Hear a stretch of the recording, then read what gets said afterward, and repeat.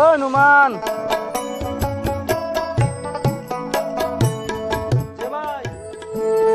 এ নুমান বসো।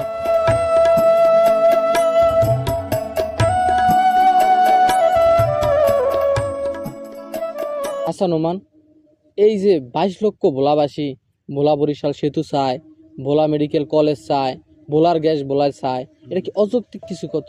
না, এটা তো ভোলাবাসীর ন্যায্য দাবি। বলছে তোরে, এটা কিভাবে ন্যায্য দাবি হয়?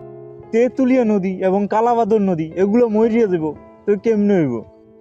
তোমার নদীর জন্য মায়া লাগে, অথচ 22 লক্ষ ভোলাবাসী এই দ্বীপে বাস করে, তাদের নাই কোনো সড়ক পথের যোগাযোগ ব্যবস্থা। দুর্যোগ হলে ভোলা বেদিরা বসে থাকতে হয় একটি লঞ্চ বা স্পিড বোটের জন্য।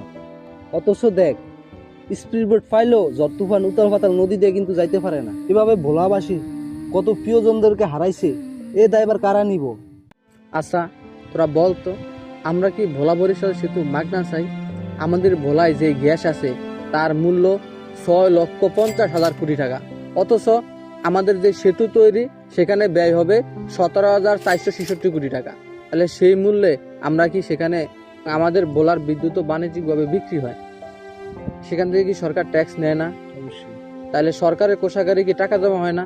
অবশ্যই। তাহলে আমরা কেন সেতু পাবো না? এটা আমাদের ন্যায্য দাবি নয় কি?